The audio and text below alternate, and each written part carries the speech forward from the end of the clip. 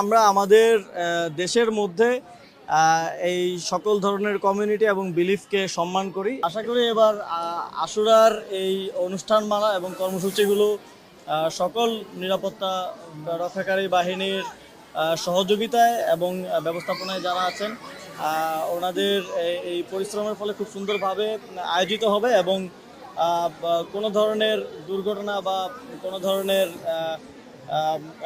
খারাপ ঘটনা ছাড়াই খুব সুন্দরভাবে এবারের যেই অনুষ্ঠানমালা সেটা সম্পন্ন হবে। মানে এর আগেও কয়েকবার আসার সুযোগ হয়েছে আমার, এবং আজকে আমি দেখলাম যে মূলত এখানে যে আমাদের প্রায় 400 বছর পুরনো এই স্থাপত্য শিল্প, এই যে আমাদের পিছনে যেই ভবনটা দেখা যাচ্ছে, এবং এই ওনাদের এই আয়োজনটাও অনেক পুরনো এবং নিয়মিত ওনারা এটা করে আসছেন যুগ যুগ ধরে, শতাব্দী ধরে।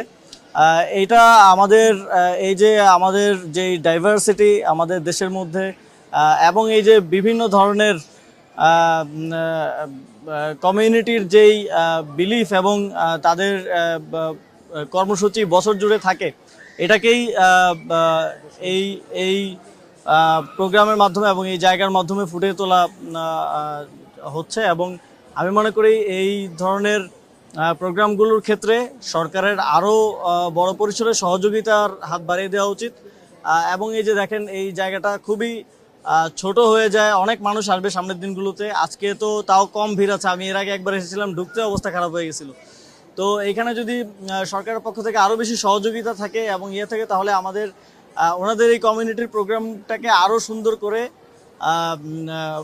আয়োজন করা যায়। সময়ের সাথে সাথে দেখা দেয় নিত্য নতুন প্রয়োজন, রেডি থাকতে হয় প্রতি মুহূর্ত। তাই এলো ইনোভার, যেন আপনি লাইফে থাকেন রেডি প্রতিদিন। Innova, designed for now.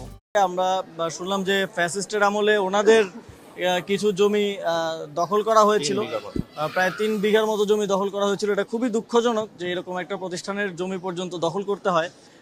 তার মানে কি পরিমাণ নোংরামি হয়েছে সেটা তো আপনারা দেখছেনই।